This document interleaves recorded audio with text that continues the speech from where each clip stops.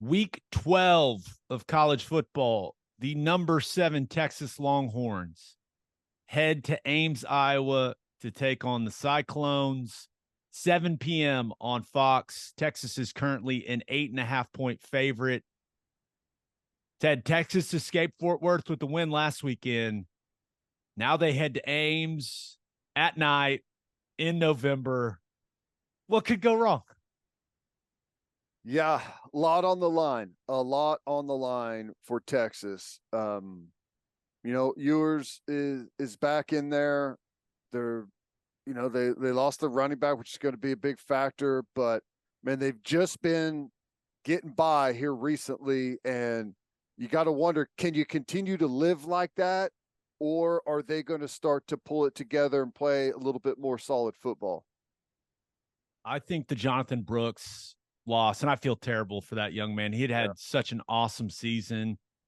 I assume he was going to come out for the draft, being, probably one of the first running backs coming off the board. And for him to tear his ACL now is brutal. That's Yeah, absolutely brutal.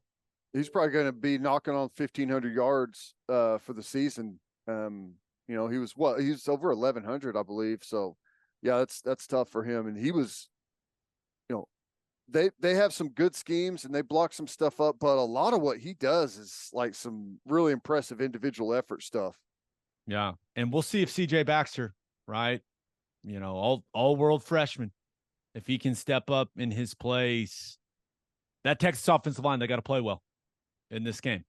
They got to play well. If they can't get the run game going, and Ewers, who I still don't think is healthy, has to make a bunch of throws. We've seen this Iowa State defense confuse quarterbacks time after time after time. And if they are in predictable passing situations, Ewers is known, he can make some mistakes, man. So on the other side, Rocco Beck, he's going to have to play lights out for Iowa State, because I don't think they're going to be able to run the football at all against that Texas defensive line. That group, that front seven is playing really well right now. So Rocco Beck, he's going to have to make some big time throws in this game. He's going to have to avoid some pressure, make some plays with his legs. He's got to avoid the critical mistake. He has to play clean for them to have a chance, because, dude, I think they're really going to struggle to run it. Yeah. Yeah. And that's kind of when they struggled this season. It's whenever they weren't running the ball very well. That's pretty typical, but as that running game has come around, they've been better and better. Yeah, man, freshman going up against that front seven for Texas, what he does to be able to move around a little bit and extend plays and get outside the pocket is probably their best chance for some explosive plays, because, I don't know. I feel like we're going to have a low scoring football game. That's how it feels to me as well. This is the big question for me in this game. Can Iowa State's defense limit big plays from Xavier Worthy and Adonai Mitchell? And I mean huge plays, like 40, 50-yard touchdown type plays. If they can limit that stuff and just make Texas move the ball down the field, Texas has continued to struggle in the red zone, man.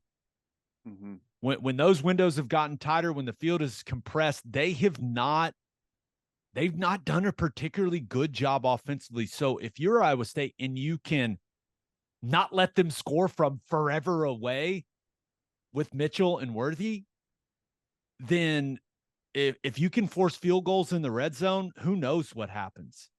Or maybe Ewers tries to make a really, really tight window throw. You bat it up in the air, you get an interception, something like that. But if they can turn it into a red zone execution game for Texas, I think this is going to be a close, interesting football game. So I think it comes down to who makes the mistakes at the quarterback position. Yeah. It's funny because yesterday on my radio show, I did player A and player B. statistically with Rocco Becht and Quinn Ewers, they're almost the same. I mean, it's like, Ewers is, a little bit better completion percentage. He's thrown for like 100 more yards. He's thrown for one less touchdown, but, and a few less interceptions, but a lot of their stuff is really similar.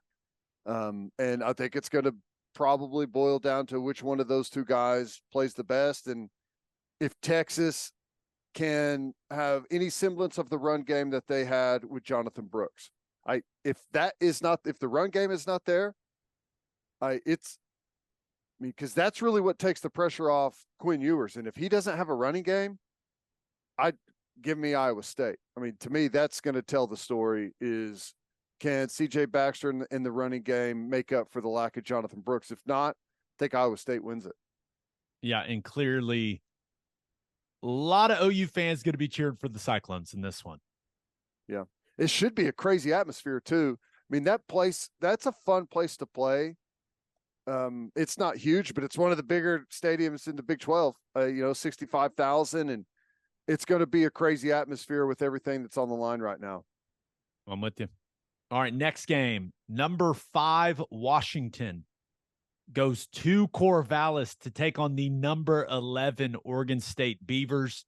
This game's going to be 6:30 Central on ABC. Currently, Oregon State is a 2.5-point favorite. Weird things happen at night in Corvallis, Ted. How about Jonathan Smith's Beavers being favored in this one? They're good. They're really good. They are good. They will get after your ass on defense. They run the football really well. They are a physical football team. Washington it's like, just get us to the finish line is what it's kind of felt like this back half of the season. This is going to be a difficult one for them, man. You know how there's been a lot better teams than Washington that have not been able to make it through a schedule undefeated. And I feel like it's going to happen at some point, and this would be the game. So we'll see. Washington's the better football team. They got the better quarterback. That doesn't always mean that you win the football game. It's going to be a tough one. I'm with you. Now, Oregon State's going to want to shorten this game, right? They're going to want to turn this into kind of a grinded out football game. There's no doubt they're going to want to lean on the run game with Damian Martinez, lean on that physical offensive line that they've built there. But DJ Uiagalelei is going to have to make some throws in this game, because even though that Oregon State defense is really good, I just have a hard time believing that Michael Penix and Dunze and Polk and that group of skill guys for Washington, I got a hard time believing they're not going to make some plays in this one and put up some points. They're really good. I mean, Penix is really good. So give me Washington to win the game. I know they're 10-0. I know it's incredibly difficult to go undefeated, and that place is going to be rocking, but I just trust Penix to make the necessary plays, and I don't trust Uiagalelei the same way. So Kalen DeBoer is a hell of a football coach as well. There's a reason his name's coming up for all these jobs that are opening up. Is that distraction at all? I don't think so. For whatever reason, I just think Washington's going to have too much offense in this game for Oregon State. Yeah. But watch them get beat by 10. Who knows? Yeah, I mean, I think Oregon State's going to have some things go their way, find a way to get some turnovers, find a way to get some explosive plays out there. There's a lot of ways this thing can unfold. I mean, I'll lean Washington, but I feel like there could be. I mean, it's not an upset, but I mean, I feel like if they're going to go down, this is the place. This is it. It feels that way. All right, the last game, Sunflower Showdown, number 21 Kansas State heads to Lawrence to take on the number 25 Jayhawks. This game will be 6 p.m. on FS1. Currently, Kansas State an 8-point road favorite. We'll see if Jason Bean is able to give it a go. It does not sound like that's going to happen. I saw Leipold said they're preparing for Ballard to be the guy at quarterback. I don't know how effective their offense can be when they don't have that mobile guy at quarterback. Now, Ballard's not a statue, Ted, but Bean had real speed. You think about what Jalen Daniels did in that offense as a runner when he cared about his football team and wanted to play. Wait, what? But who are we cheering for? That maybe that's the most important thing for this game. Are we cheering for Kansas? We're cheering for Kansas State, right? I don't know. Or no, we're cheering for Kansas. We want Kansas to win. We want as many 3-loss teams as possible. So we want the Jayhawks to win, right? Okay. Yeah. You don't sound very sure, dude. I don't know. We'll see if we can anticipate what rules changes are going to happen after this week, after this rule change, like what they're going to do next week, then I'd have a better understanding of who to root for. Yeah, that has become quite the topic. So our buddy George Stoya from Sooner Scoop, he's a journalist, Big J journalist. Here's what he put out. For those who are confused by the Big 12 tiebreakers, it's fairly simple for OU. Sooners are in if Texas loses to Iowa State. Texas loses to Tech. Iowa State beats K-State. Oklahoma State loses to Houston or BYU. He says, to be clear, only one of those scenarios has to happen, assuming OU wins out. He's a journalist. I'm going to choose to believe that that's the case. Yeah. Well, I think all of those, I mean, I'd said there's a pretty good likelihood that one of those scenarios will happen. I don't know which one, but you know, we're not in a horrible spot right now. Will Howard, he's playing some really good football the last month. Ever since Avery Johnson came in the picture for K-State, Will Howard has stepped his game up. He is now the all-time touchdown pass leader in school history. Yeah. Wow. Yeah. I interviewed him earlier this week. I was like, all-time, dude. Congrats. I mean, that's really like just over a year as starting quarterback. He's been playing since he was a true freshman in 2020. Yep. Now, he had some real rough patches, but ever since we told him he should move to tight end, he's been playing pretty well at quarterback. Now, this is one thing I was thinking about with this game. I think Kansas, if they're going to win this game, they got to force turnovers from Kansas State. It seems like the Jayhawks with the quarterback situation, they really need some things to break their way. Maybe they score on defense. Mello Dotson, he's been a pick-6 machine. Maybe he can get another one, but K-State's like a few plays away from a really special season. Yeah. Blew a fourth-quarter lead to Missouri, ended up losing by 3 on the road. Who we know now, Missouri's good. Really good team. Yeah. I mean, that's a good football team. Lost to Oklahoma State when Will Howard played maybe the worst game of his career.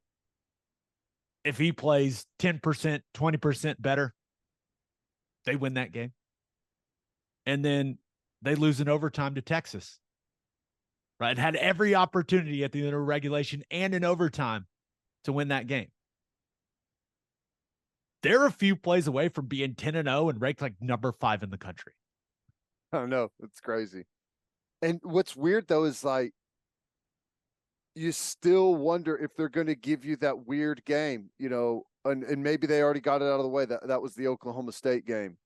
You know, the Texas game and the Missouri, those were hard fought games, but they kind of gave up the one against Oklahoma State. I mean, we've seen that from them in the past, but I honestly don't think Kansas is going to be able to stop them on the ground, you know, with enough regularity and not having the explosiveness. I mean, come on, third team quarterback against, like you just laid out, a team that, you know, potentially if just a handful of small things go a different way are a at least a top 10 football team, I feel like it's just too much to ask for Kansas. I'm with you. I like K-State in that one. All right, let's